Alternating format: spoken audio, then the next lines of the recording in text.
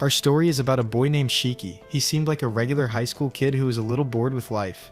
But one day, something very important happened. His only family member was hurt right in front of him, and a secret power woke up inside Shiki. It turned him into a powerful demon that he couldn't control. It turns out he wasn't the only one with this power. With the help of others like him, he joins a special school for demons. He really wants to learn how to control his power so he can get back at the people who hurt his family. Our story starts with a man named Samadair standing in a rain that looked like blood. He was begging his older partner to get rid of a child, telling him he would be sorry later if he didn't. But his partner didn't think he made a mistake by letting the innocent child live. So he just walked away.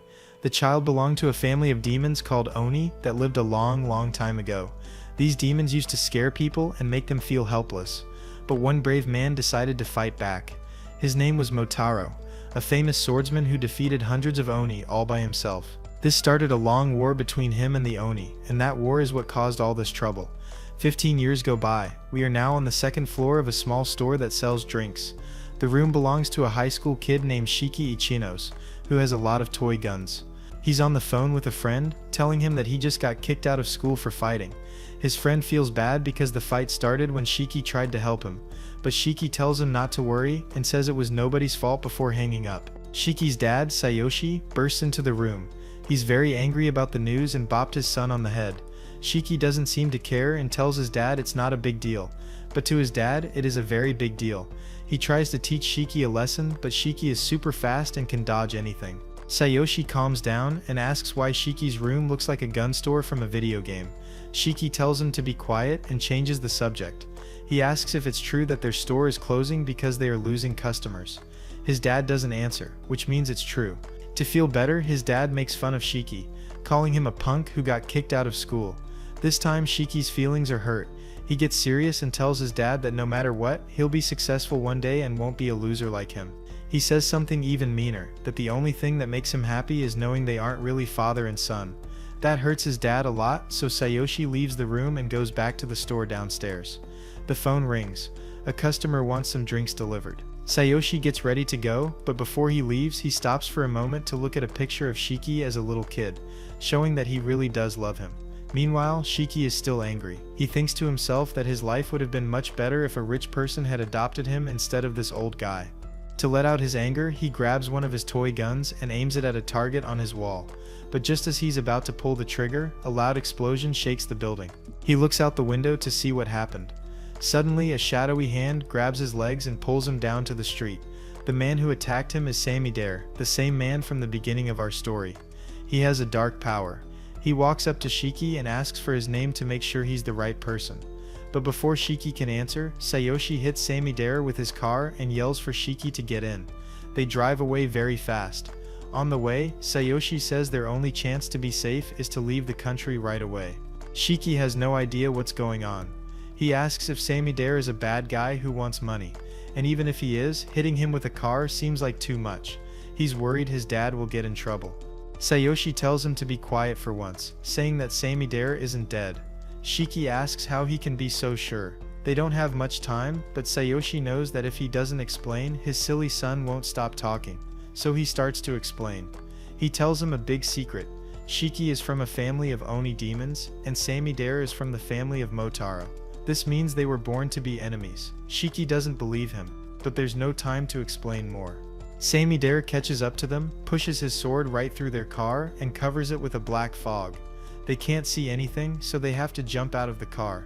Just as they do, the car explodes. At that moment, the black fog grabs Shiki and pulls him into a nearby warehouse. There, Samadair appears and tells Shiki not to feel bad because it's just his job to get rid of Oni like him. Sayoshi comes in and explains everything to Shiki. He reminds Shiki of the story about the long war between Motaro and the Oni, a story his dad told him many times as a kid. Sayoshi says that after Motaro passed away, the war kept going. His family members came together and made a group just to fight all the demons. That group is now called the Momotaro Agency, and Samadair is part of it. Sayoshi himself used to be a member. He pulls out his own sword made of black fog to fight Samadair. Sayoshi explains that everyone from Motaro's family has a special power that lets them create this black fog, which they use to fight Oni. Samadair makes fun of Sayoshi, calling him his senpai, which is like an older student. This hurts Sayoshi's feelings because Samidare has turned against him. But really, it was Sayoshi who turned against his own family by adopting an Oni child. Meanwhile, Shiki is having a hard time believing what he is seeing. His loser dad is from the family of Motaro, and for some reason he decided to adopt his natural enemy. Kai Samidare yells at Sayoshi for this exact reason, telling him that he will be destroyed along with Shiki for turning against his own kind. But Sayoshi doesn't care and runs at Samidare, starting a fight that will decide who is right. Samidare is much younger and faster. He dodges Sayoshi's attacks easily and hits him twice. As Sayoshi falls to the ground, bleeding, Shiki screams, begging Samidare to stop. Samidare looks at Shiki and tells him to be quiet until it's his turn to die.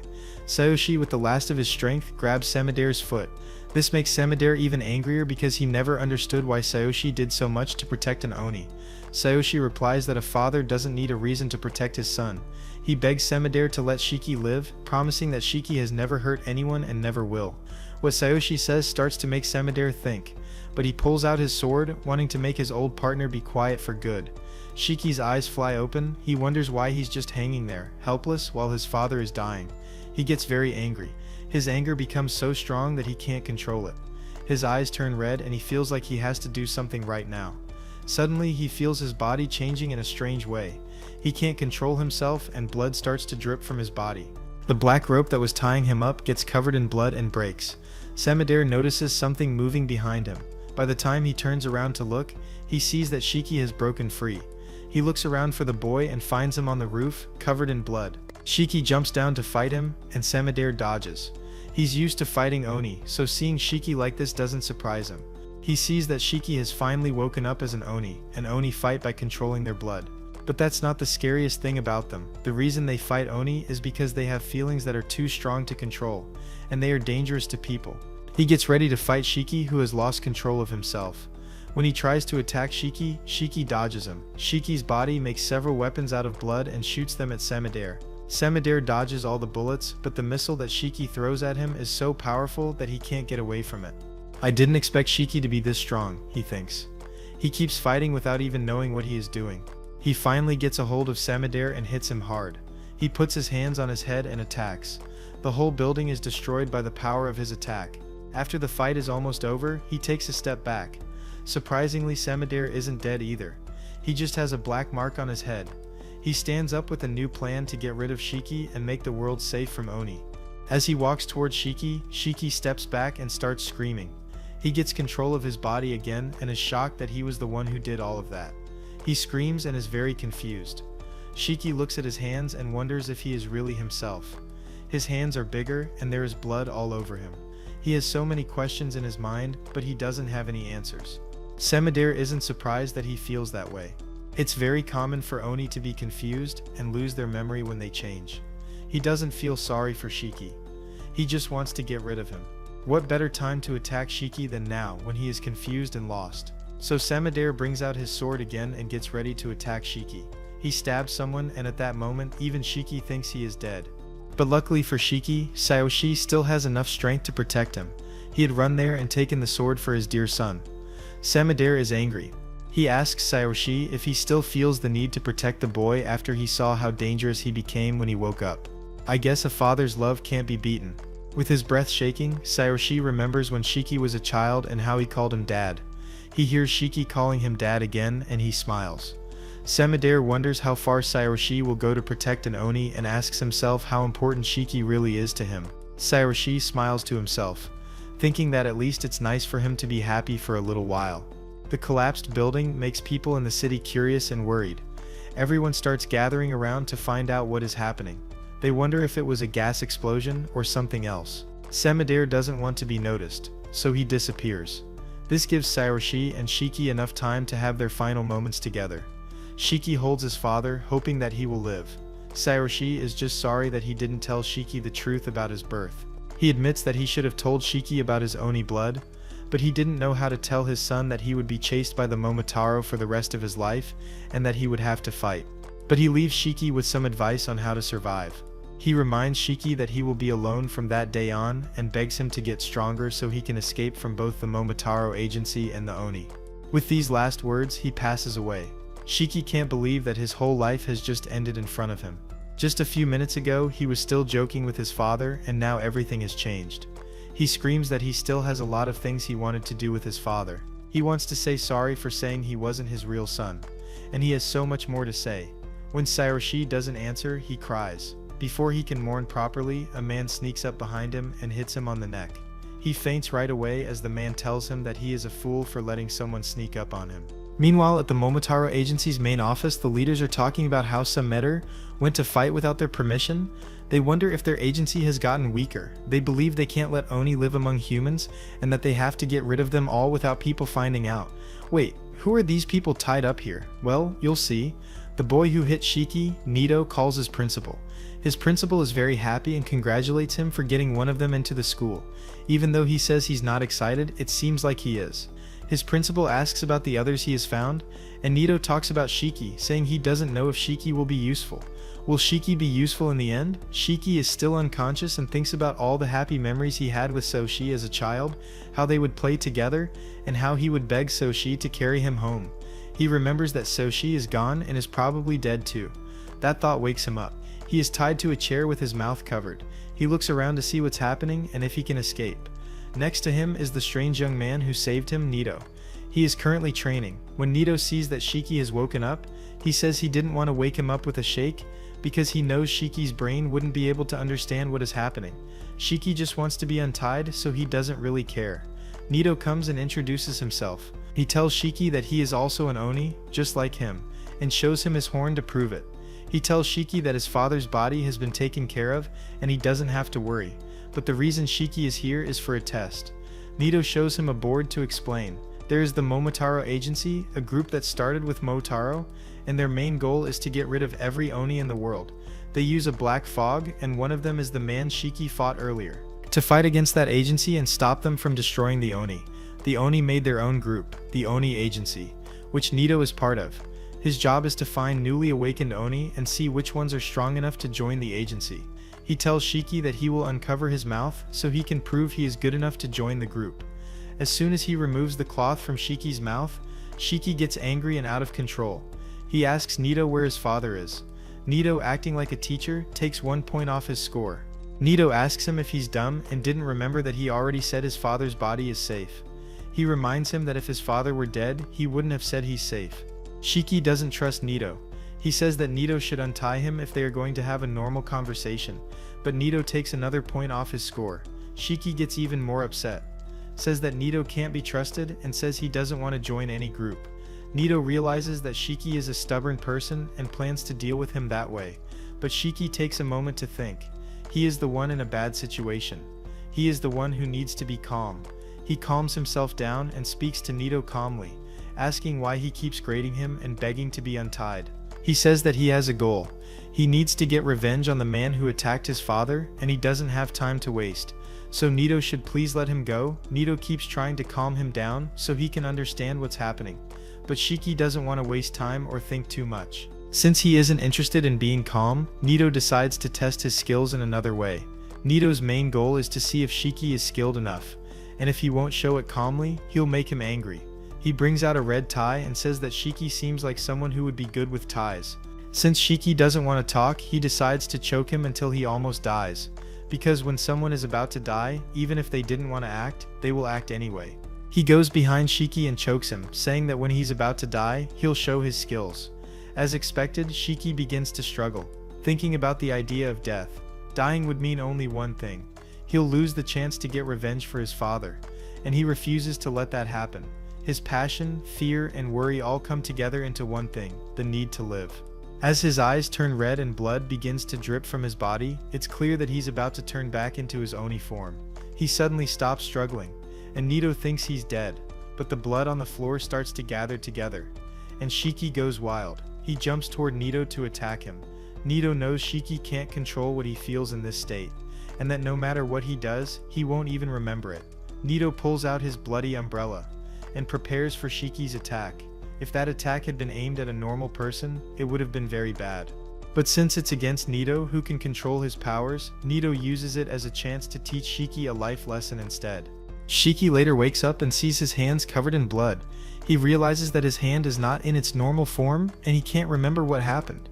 Naito explains that when an Oni goes wild, it takes away his mind and body, leaving no memory behind. Shiki notices that Naito also has some bloody weapon and thinks Naito went wild too, but Naito says that he is just controlling his blood.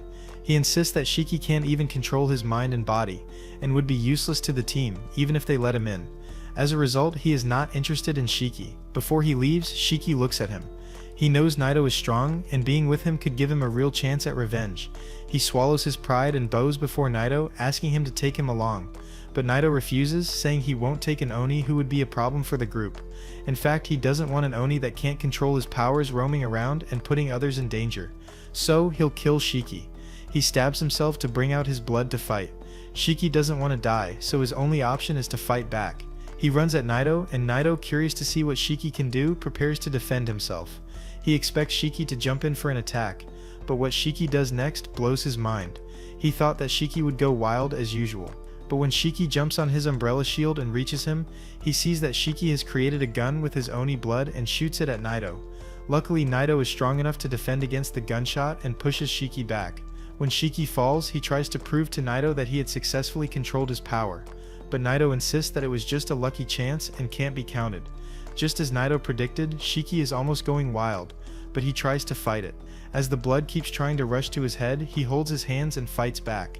Eventually, he successfully stops himself from going wild. Naito is shocked. He has never seen someone control their Oni blood without thinking. Shiki didn't only control his Oni blood, he also stopped himself from going wild, and Naito wonders how that happened. When he asks Shiki, Shiki insists he won't give him his big secret unless Naito makes him his helper. When he sees that he needs to impress Naito, he tells Naito that he saw the way Naito had pinched his finger to bring out the bloody umbrella. All he did was believe that since they were both Oni, he could do the same. As a result, he told his brain to make a gun for him, and his brain successfully made a gun. Naito doesn't believe him. Oni blood doesn't work like that. To Naito, Oni blood and thinking calmly always fight each other, which is why Oni who can't think calmly are useless in the end. In Naito's head, there is a police officer between thinking calmly and going wild. To make sure you don't go wild, you have to ask the officer to lock the wild mode away and borrow about 30% of its power. But that isn't the same thing going on in Shiki's head. His own is more violent. He is fighting the officer, and after beating the officer, he fights the wild mode to lend him power, and make sure that he doesn't go wild. He may not be able to think calmly, but there is something different about him which makes him the best person for this crazy power. While Naito thinks about all this, Shiki keeps begging him. He pleads, saying he knows he isn't useful, but if Naito takes him in and he becomes strong enough to get revenge for his father, he may eventually become useful to Naito after his revenge. Again, Naito refuses to take him in. He walks toward him with a bloody spear and tells him he has to kill him. He takes the spear and stabs Shiki. Well, not Shiki. He only stabs his side. He says that he won't take Shiki as his helper. Instead, he will take Shiki as his student. He admits that right from the beginning, he already knew Shiki passed the test, but he won't tell Shiki what the question was. Trying to understand what the whole Oni situation is about, he says that Shiki is now in a place called the Hell Doorstep, also known as Oniyashima. Inside that place is a school called the Rasatu Academy. It isn't a normal school. It is a place where young and awakened Oni are trained on how to fight, how to control their blood, and how to make sure they don't go wild. They also learn about the history between Oni and Momotaro and how to deal with the whole situation. It is a school for Oni, and that is where Shiki will be going too. Shiki is angry that he has to go back to school, but if that means he will be able to have his perfect revenge, then he will go. He checks with Naito that he can really get stronger, and when Naito tells him that getting stronger is the least of the things he will get there, he decides to join. To make it worse, Naito tells him that he will be his homeroom teacher. The students in the class are all young, but some of them have learned to control their powers more easily. He takes Shiki to get cleaned up, and before Shiki comes back outside, he notices that the horns on his head are still there. He complains to Naito, who is exercising, and Naito says that it is the sign of awakening. But when he gets stronger, he will be able to control when the horns show. Shiki comes out in his uniform. He is excited about this new journey, but before he starts, he needs to know what happened to his father.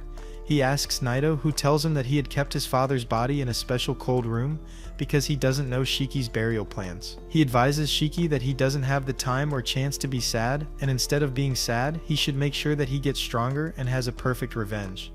Naito starts racing to the classrooms and tells Shiki to catch up and get to the class before him if he doesn't want to be kicked out. Shiki runs and catches up. In front of the class, Shiki tries to catch his breath so he can walk in looking proud. But Naito doesn't have time for that kind of show, so he kicks Shiki into the classroom. Shiki falls down and gets a nosebleed. He is worried that his classmates may see him as a coward. So he walks to one of the students, Jin Kugasaki, and makes fun of Jin for not having his horns showing while asking for a tissue. Jin reminds him that it's the Oni who can't control their powers that have their horns showing. He then makes his horns appear. The other students, who all have their horns showing and are also still weak, complain that Jin can't talk to them like that. On the first day of class, a fight almost starts. Naito pushes Shiki into a seat and tells them all to settle down. Shiki is shocked at how he got pushed down, and Jin can't imagine how Naito got behind them either. It's their first class, and Naito tells them they will play a game of tag. He takes them to a forest that he calls the Shinra Forest. He tells them all to run their way back to the school, and anyone he catches loses the game, gets kicked out, and the game ends. To make it easier for them, he tells them he won't be using his blood, but they are all allowed to use their blood. But if they go wild, he will use his blood. When Shiki is shocked about the game, Naito reminds him that it isn't a normal school. It is a school where those who will fight against the Momotaro agency are trained, so they have to be at their best. Jin asks what happens if they kill Naito, since Naito isn't using his blood, and Naito tells him that if he is killed, then the person who killed him will graduate right away and be given any job he wants. Shiki thinks about graduating. It means he is strong enough to fight his father's killers.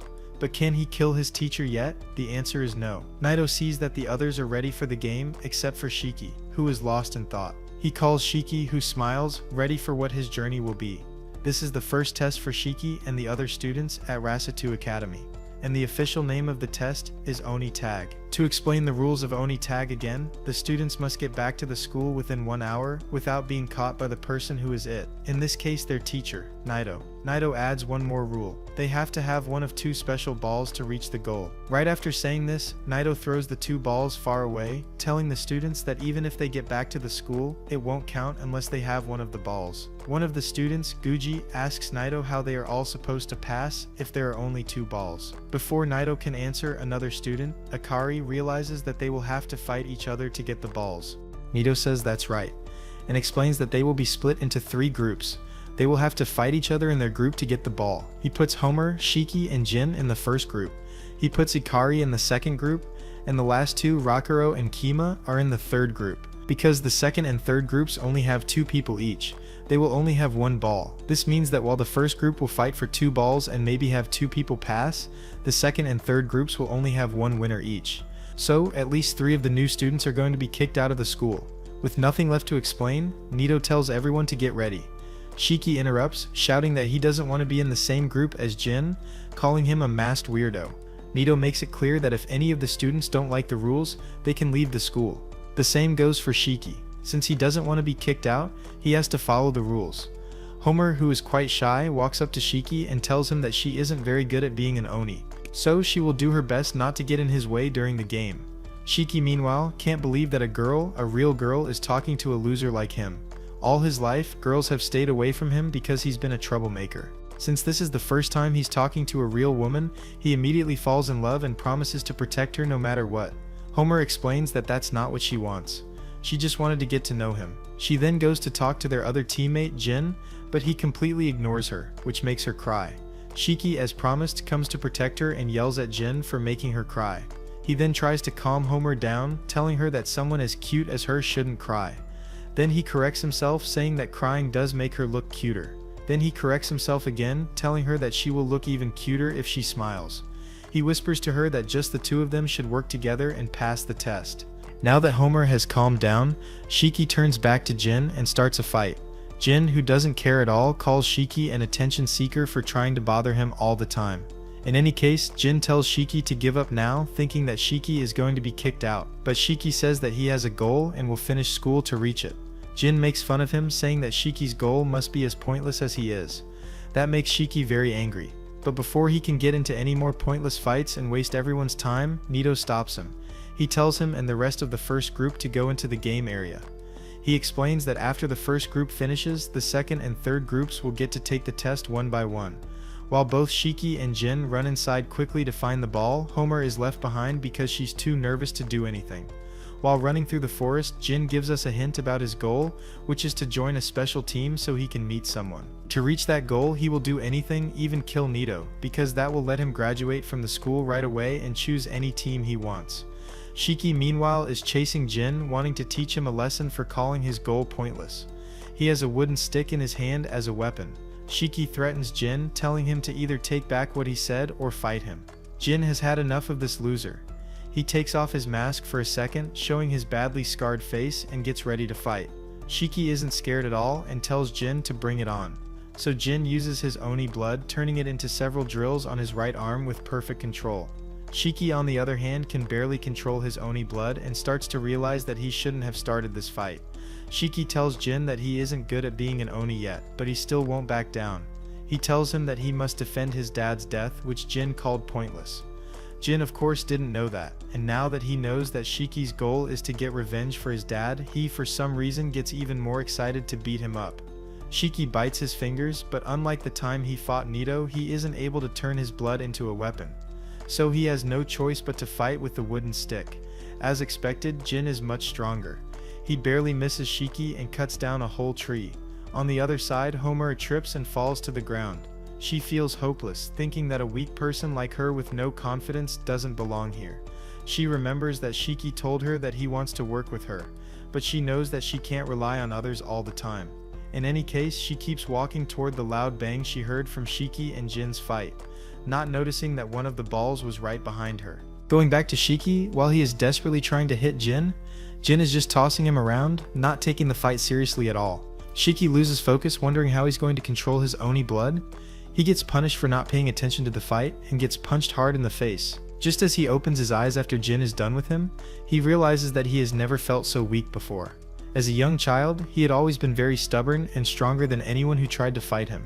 He thought it would be the same here, but the people around him are much stronger than he is. Jin doesn't even turn to look back at him lying on the floor. He makes fun of him, saying he didn't even need to use his blood to finish the fight, so Shiki is very useless. As he walks away, Shiki speaks to him. Shiki is angry that he could just do that to him and leave. Shiki tells him that he will get revenge, but Jin has heard enough of Shiki's stupid attitude. He tells him that it's best he dies since he is weak.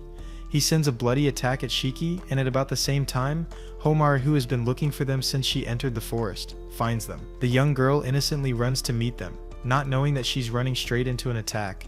Before she reaches them, the weapon Jin sent has gotten closer, and her face lights up as she sees the attack. The scene gets dangerous as there are fears that this attack may be the end of them. But since Shiki has promised her that he will protect her, he goes out of his way to make sure that she is okay. He holds her, and after the attack passes, he lets her go. But he is hurt, and some of his blood drips on her body. He goes to confront Jin, asking why Jin would do something like that and put them all in danger. Jin doesn't feel bad about what he has done. He insists that it isn't his fault, that they are weak. And since they are weak, they deserve to die. Homer sees the injury on Shiki's body and feels very bad. She bows her head and apologizes for getting him hurt, but he insists that she isn't the one who got him hurt. Instead, it is Jin. She keeps bowing and begging him, and her tears become bloody. From her bloody tears, a monster comes out, and it looks horrible. An Oni has a lot of blood, and their blood can create many things. Homer knows how crazy that monster can be and knows she can't control it. She begs them to run because the monster will kill them. The monster attacks them, and it really looks like the end of them. Meanwhile, Nito looks at the scene, and the principal speaks to him. The principal reminds him that the day is supposed to be an orientation day, but he is putting the kids in a war zone. He tells the principal that what he is teaching them is more than giving them an orientation in class. It is more useful. The principal has always thought that Nito isn't kind, but he knows that Nito has a part of him that is kind. He talks about how Oni die as children. Some kids even die just by being related to Oni. Some are taken to a lab for testing. At that point, when they are about to die, he wonders what they are thinking. That doesn't concern Nito. He believes that an Oni who is weak deserves to die. Meanwhile, Shiki survives the monster and wonders if Jin survived too. Jin jumps out of the grove and leaps in to keep fighting. Shiki goes to meet Homer and asks her if she could control that monster. But Homer can't. The monster is using her blood and she is losing a lot of it. So he needs to take her away from under the monster. As he gets closer to her, he sees that the monster tries to protect her. He wonders what could have caused that, but he doesn't stop. He tries to get to her, but the monster breathes blood and throws him off. He hears Homar call the monster sis, and he realizes it could be a trauma. Homar tells him that he should run away, but he can't do that. He reminds her that she is losing blood and may run out soon. She doesn't care about herself or her health and is fine with dying. But he is concerned. She has to face the fact that she's barely hanging in there and he just wants to help. Knowing that he is that weak isn't even hard, it is quite sad. He remembers how he had watched his father die and he was too weak to do anything, and even now is too weak. He starts crying because his blood can't release anything. Jin comes out and tells him to leave if he wants to cry. Jin rushes to fight and admits that the hit he got from that monster is still affecting him, but if he runs away at that point, he will die, so he can't. He injures himself to release his blood and calls it the Eclipse Blood Release. Jin releases 2 different weapons, and this shocks Nito, who is watching them from afar. It takes a lot of blood control for an Oni, especially one as young as that, to successfully release 2 weapons. To release a weapon through blood for an Oni takes serious brain work. Your brain releases something through your blood, and it creates something you are familiar with. For some, it is a weapon that they love. For others, it is a trauma they have kept all these years. Regardless, it takes intention. He knows that Shiki won't be able to release anything because what he had gotten when they fought earlier was just a fluke. Jin jumps to fight the monster and tries to cut off its head, but he is shocked when the monster protects itself. He jumps away and the monster tries to fight back. He keeps cutting through the blood with his sword, and Shiki takes his time to watch this fight while thinking about why he is too weak to even bring out a weapon. He suddenly realizes that everything Jin is using is to cut, meaning he can only create weapons that cut. He remembers that he had created a gun earlier and remembers that as a young child, he loved guns, so he tries to figure out what weapon he can get. On the other hand, the fight between the monster and Jin gets serious, and Nito knows he can't keep watching, so he gets ready to help them. Before he does that, the monster screams, and Shiki tells it to keep quiet. Their attention is directed to Shiki, who has successfully directed his blood to create a gun. Nito is relieved that Shiki has gotten a hang of his blood. What does this mean? Shiki gets ready to fight with his weapon while Jin watches to see how he will use it. The monster in front of him also doesn't expect what will hit him in a few minutes. Shiki activates his gun with pride and shoots at the monster 3 times. The kind of energy that comes from that gun isn't a normal one. Even for an Oni, it is so strong that it could successfully defeat the monster. The monster scatters around and its head flies off. Nito wonders what kind of energy that is. It is one that even he didn't expect. To make it worse, he feels blood falling from the sky and then rain. This just means Shiki's bullet didn't just destroy the monster, it also changed the weather. What a power. Homer is tired. She has lost a lot of blood. So she feels dizzy and falls. Shiki feels so much pity for her that he struggles to go to her rescue. But he isn't that strong himself. He falls down but still tries to drag himself. But it is impossible. Nito comes to meet him and tells him that he has used a lot of blood. As a result, he feels dizzy, and his memory is foggy. Shiki knows Nito is right, but he doesn't want to accept defeat. Instead, he struggles to stand up and brags to Nito that he could stand up despite all. But he falls down immediately, this time harder. Nito doesn't feel pity for him. Instead, he tells him that he lacks control of his power, and if he continues like that, he will lose all his blood and die. Well, his death wouldn't be a pain because he is useless himself. Although Nito can't also shake the fact that Shiki is strong out of his mind. Shiki tells Nito to help Homer because she needs help more. Nito looks at him, wondering how he could still care for others even when he is in that condition. Before he could go to Homer's rescue, Jin comes there and attacks him from behind. He defends himself and Jin asks to fight. He reminds Jin that 2 of his friends are lying there helplessly. But Jin doesn't care. He says they don't matter after all. And it isn't his business. He reminds Nito that if he kills Nito, he graduates immediately. So Nito is his target. Seeing how selfish he is, Nito activates his umbrella and gets ready to fight. He says that he treats his students equally, no matter how weak or strong they are, and he also hates people who discriminate. Jin isn't trying to be liked. He just wants to kill Nito, graduate from the school, and get posted to a job he wants. Nito knows his driving force, but insists that he wouldn't use his blood, just as he had promised.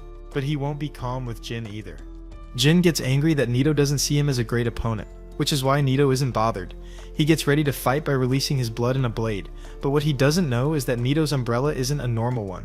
Before Jin could get closer to Nito, Nito releases gas from his umbrella. The gas blurs Jin's face.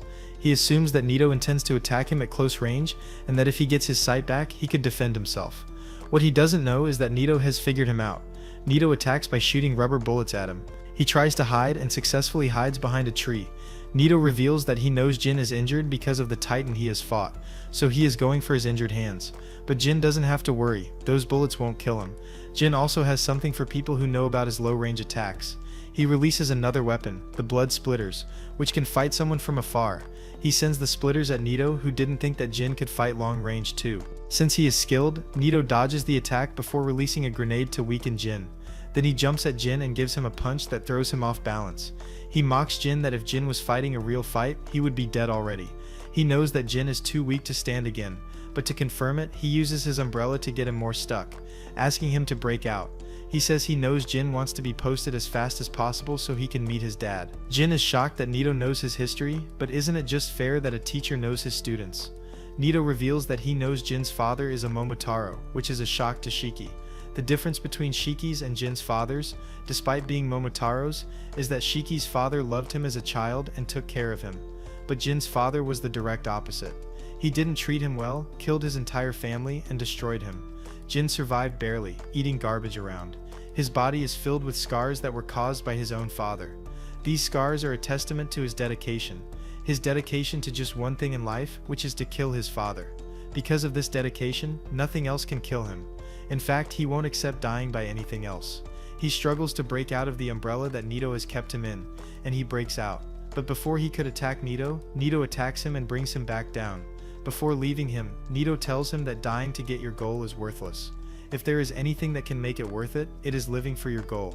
If Jin continues like that with the intention of dying to reach his goal, he won't live until the next day. Nito doesn't pity Jin because of his sob stories.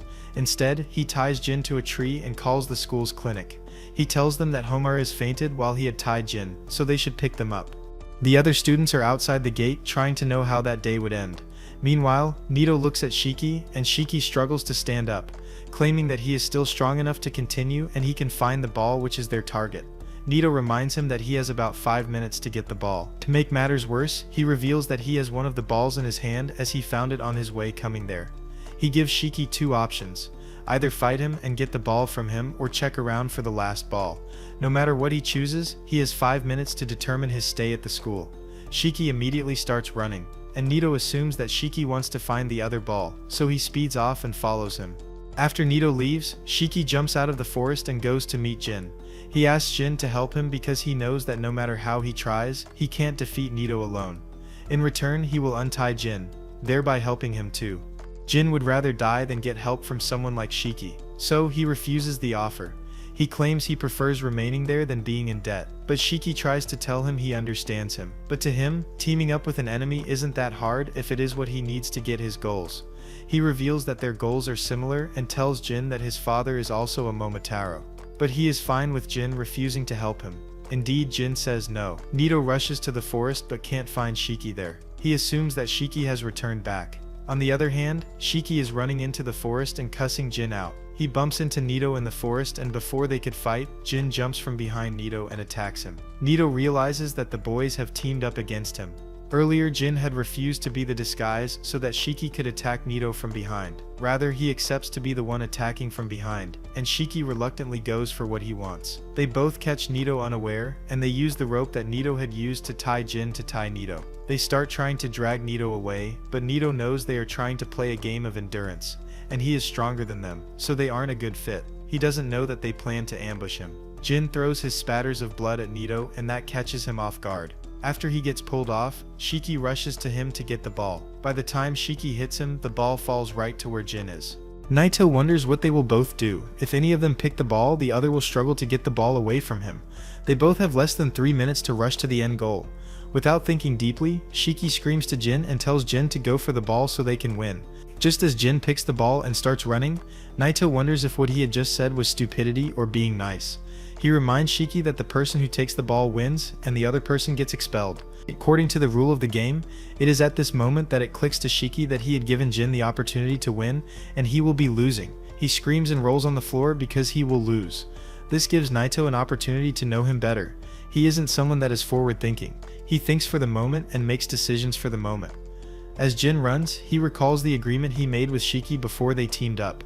He had told Shiki that he would help Shiki win, meaning if he takes that ball, he had stolen Shiki's win. As a result, he runs back to return the ball to Shiki.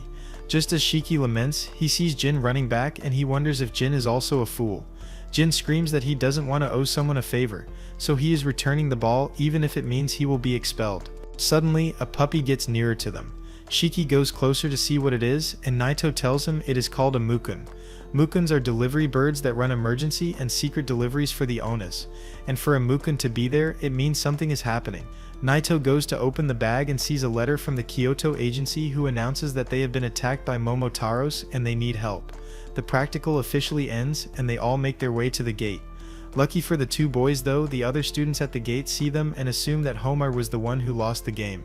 But Naito informs them that she couldn't control her blood and she has been taken to the clinic.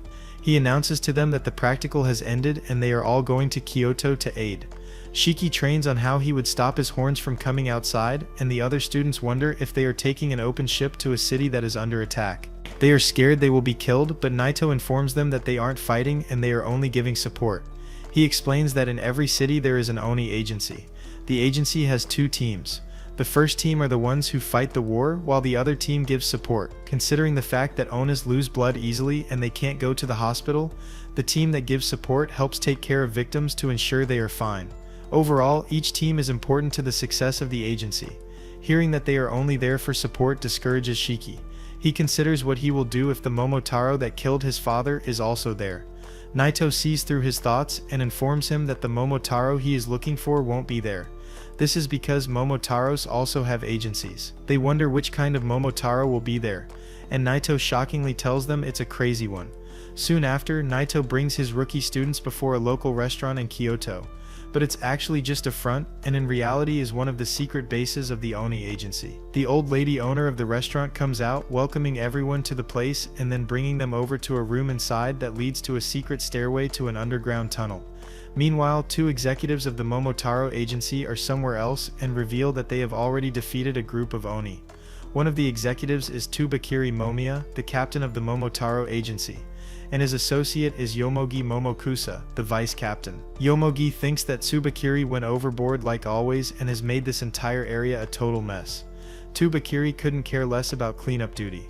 He wants to exterminate more pests and expresses his wish to encounter a female Oni for once so that he can use her for research purposes. Yomogi mentions how gross Tsubakiri's experiments can be and reveals one of Tsubakiri's abhorrent creations, a creature that is a blend of a dog, a monkey, and a bird. Tsubakiri calls Yomogi mean, stating that his creations, which he refers to as anti-Oni biological weapons, are great pets, as they are loyal and only eat Oni. Yomogi continues to argue, telling Tsubakiri that he should put more effort into his jobs instead of focusing solely on experimenting on Oni. Tsubakiri states that the only reason he's been studying Oni blood is because he wants to control it, and his biggest goal is to find a way to turn the Oni healing ability into a drug. Yomogi still doesn't stop because she's a woman, and as they keep arguing, the camera pans slowly to the left, showing us viewers that there's a kid Oni hiding around the corner and scared out of his wits after hearing what Tsubakiri said. Unfortunately for him, both Tsubakiri and Yomogi are aware of him hiding there. And once they are done chattering, Yomogi beats him up, referring to the kid as it, which is super disrespectful. While Yomogi is hitting the poor child, a drop of blood splashes on Tsubakiri's coat, which makes him so mad that he decides to torture the kid himself.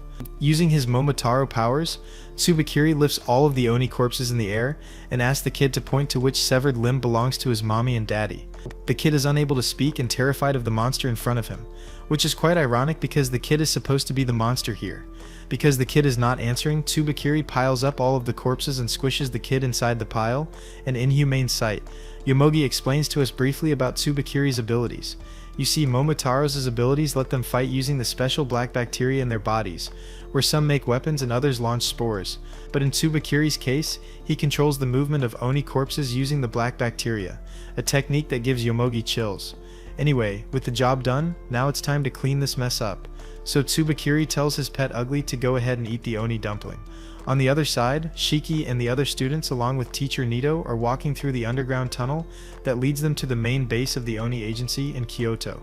Upon entering, Shiki can't help but wonder how huge this underground base is. They hear a commotion in the room ahead, and from inside, a man named Kyoka comes out, who seems to be buddies with Nito, although it looks kind of like a one-sided friendship, After greeting Nito, Kyoka notices that there is a hot female student who came along with Nito as well, so he starts fixing his hair before asking the girl for her contact information. This flirty guy is the commander of the Oni Agency's Kyoto-based support unit, and he proudly introduces himself to Nito's students as Nito's old classmate. Nito doesn't want to waste any more of his precious time with this guy, so he decides to go to the front lines immediately. Shiki wants to go with him, but Nito leaves alone, giving Kyoka the responsibility to handle all of the students from Resitu Academy. Kyoka brings them inside, and a nurse helps them change their clothes first. She then brings them over to the hall room where many injured Oni have been receiving treatment from her and Kyoka, who is the main doctor. Shiki sees that one of the patients has suffered extensive damage, with 3 limbs missing from his body, and the nurse states that if this patient were on the battlefield, he would be dead in less than 3 minutes. But Kyoka is confident that he will be able to aid this patient and brings tons of Oni blood to begin operating on him. The Momotaro Agency's captain and vice captain are still on an Oni hunt, and this time they are facing a gang of low-level Oni grunts, which disappoints Tsubakiri a little as he was expecting something better. Fortunately for him, Nito arrives and doesn't bother engaging in any small talk. Going straight to the point, Nito activates his Blood Eclipse release, turning his blood into several flying archers that fire arrows at Tsubakiri. Tsubakiri in response uses Oni corpses to defend himself before revealing that he and Nito are old acquaintances. He, as twisted as ever, comments on how Oni corpses make great shields. He then asks Nito if he knows that there is a place where all Oni of Kyoto have been gathering recently. He plans to head to that place and wipe all of the Oni out, believing that this way the Oni problem in Kyoto will end completely. Nito claims to have no idea about such a place, but promises Tsubakiri that he will be sending him to a place where it's believed that Oni gather, and it's hell. Kyoka, on the other side, injects all of the blood bags into his arm, which confuses Shiki as he thought that those blood bags would be used to treat the patients. His impatience annoys the nurse, so she tells him to stay quiet for the rest of the session. Kyoka asks the suffering patient which limb he would like to regenerate, and the patient, struggling to move his mouth, still desperately tells him to fix his arm as he would like to hold his kids once again. Kyoka accordingly makes the patient drink his blood, which has the power to boost Oni healing by several times over. The process hurts like hell, so the students hold the patient down to stop him from moving. Shiki notices that all of the blood bags have been drained already, so the nurse asks the others to get some more blood. After a while, the cells of the patient's arm begin to regenerate, and it's truly a disgusting yet miraculous sight. With the arm back, the patient's wounded chest heals next, and Shiki is impressed. He excitedly asks Kyoka if the patient's legs will heal, too, and Kyoka replies that they will, but they have to take it slow, otherwise the patient's body will develop antibodies to destroy Kyoka's blood. In any case, Kyoka gives the patient the bad news that he can no longer be in the combat unit, so he will have to serve in the support unit from now on. Kyoka jokes that he will give the patient a pair of prosthetic legs so he can walk and perhaps run around with his kids again until his legs heal up. And the patient, knowing that Kyoka is saying all of this to cheer him up, cries, thanking the doctor for saving his life. Kyoka gets up and turns to the students, telling them to face reality. Situations like this happen every time there's a war, and there will come times when one of them might have to become a patient as well. Kyoka understands why people want to fight on the front lines.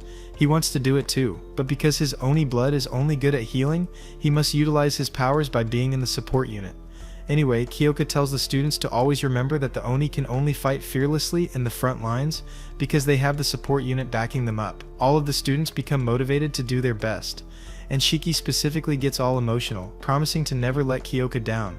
Speaking of which, Kyoka wants Shiki to deal with something and gives him the task of looking after an Oni girl called Mei, who's sitting alone in the garden room of this base. Kyoka explains that Mei was attacked by the Momotaro the previous day and was brought here for treatment. Since it's possible that Mei's parents aren't alive, Kyoka wants Shiki to give the poor girl some emotional support, as he knows that Shiki is one of the few kind ones among the students.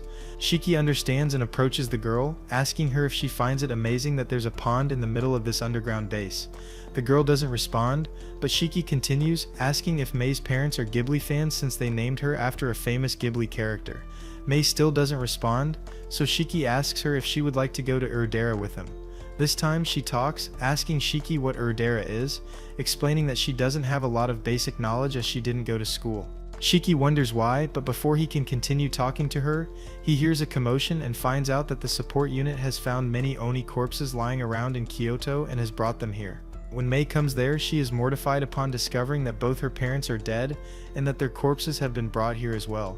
Meanwhile, Tsubakiri mentions to Nito that he's left a gift for the Oni at his previous fight scene, revealing that he deliberately left some Oni corpses there instead of feeding them to his pet, and has laced them with his black bacteria. Suspecting that the Oni agency support unit would bring the corpses to their base unsuspectingly, Tsubakiri can't hold back his excitement anymore as he cannot wait to control those corpses from here and create a ruckus at the Oni base. Just to check if the corpses have reached the base, he controls one of them, and it's Mei's dad. She becomes overwhelmed with joy, thinking her dad has come back alive, only to be horrified when he starts choking the life out of her. Kyoka, realizing that Tsubakiri is behind this, tells Shiki to quickly close Mei's eyes and then stabs the possessed corpse in the brain to deactivate Tsubakiri's ability. Shiki doesn't know who Tsubakiri is, but he vows to make him pay for traumatizing this innocent girl. Under Tsubakiri's influence, the Oni corpses begin attacking the workers of the support unit and don't even spare the already wounded Oni who escaped from battle. Kyoka struggles to take the lead in this chaos as he himself is attacked by a dozen Oni corpses. Shiki, on the other hand, is getting choked by poor Mei's mom, and Mei can't do anything except beg with teary eyes, telling her mom to stop. The poor girl already saw her dad die seconds ago. So, Shiki clearly can't just go ahead and stab her mom next right in front of her eyes again. Since Shiki still doesn't have a clear grasp of his Oni abilities, Nito had given him a handgun back when they were on the ship on their way to this city. The gun's bullets have Shiki's blood infused in them, making them more dangerous than regular bullets. And Shiki wonders if he should use the gun to free himself from Mei's mom's hold. With his own life on the line, he chooses the difficult option, grabs Mei close to him to prevent her from seeing what's about to happen, and then shoots her zombie mom in the head. Shiki then shoots the Oni that surrounded Kyoka and frees him from their hold. As Kyoka isn't fit for combat, he puts Shiki in charge of handling this mess while he himself rushes away to bring the patients to safety. This is where our video comes to an end. Subscribe for more anime recaps.